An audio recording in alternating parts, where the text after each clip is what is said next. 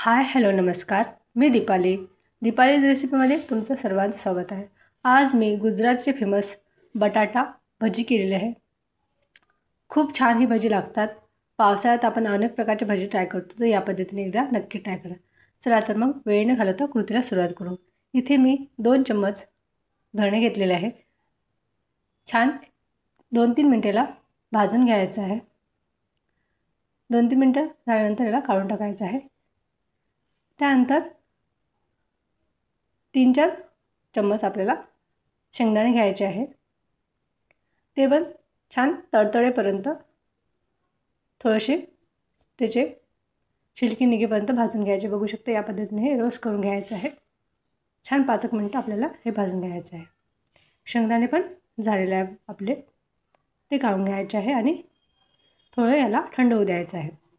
थंड झाल्यानंतर एका मिक्सरच्या पॉटमध्ये शेंगदाणे, धणे, त्यानंतर 20 ते 25 लसणाच्या पाकळ्या टाकून घ्यायचे आहे. इथे आपण लसूण भजी करत आहे, त्यामुळे लसणाचं प्रमाण जास्त हवं आहे. त्यानंतर पाववाटी आपल्याला शेवभजी टाकून घ्यायचे आहे.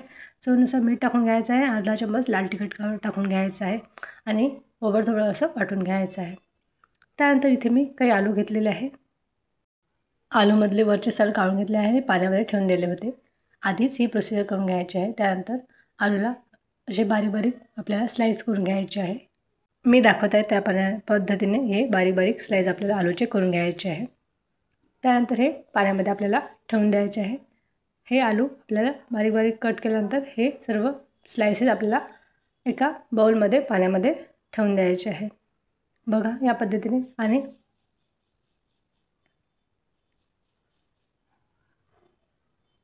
त्यानंतर 5-10 मिनटं ठेवल्यानंतर हे आलूचे स्लायसेस आपल्याला एका प्लेटमध्ये काढून घ्यायचे आहे.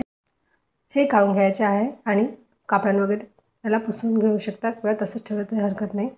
त्यानंतर आपल्याला एक बाउलमध्ये 1 वाटी बेसन पीठ घ्यायचं आहे. चवीनुसार मीठ टाकायचं आहे. पाव चम्मच आपल्याला हळद टाकून घ्यायची आहे आणि पाव चम्मच आपल्याला ओवा टाकून घ्यायचा आहे. ओवा नाही टाकला तरी हरकत नाही.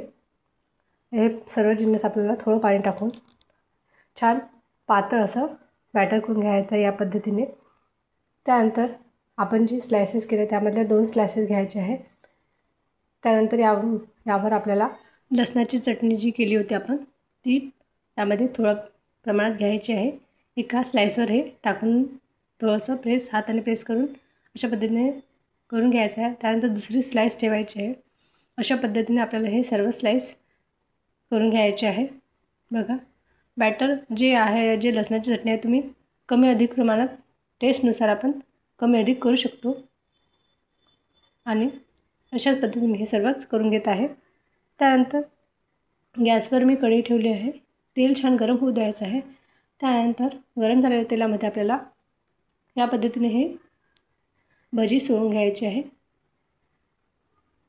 गॅसचा फ्लेम हा मंद ठेवायचा आहे. त्यानंतर सर्वच भजी आपले इथे टाकून घ्यायचे आहे. एक साईडला थोडा वेळपर्यंत होऊ द्यायचा आहे. थोडा वेळ एक साईडला होऊ द्यायचं आहे. त्यानंतर आपल्याला हे टर्न करून घ्यायचं आहे आणि छान गोल्डन रंग येईपर्यंत किंवा सुनेरत तांबूस रंग येईपर्यंत आपल्याला हे तळून घ्यायचे आहे. छान ही भजी आपली टेस्टी आपली भजी तयार झालेली आहे.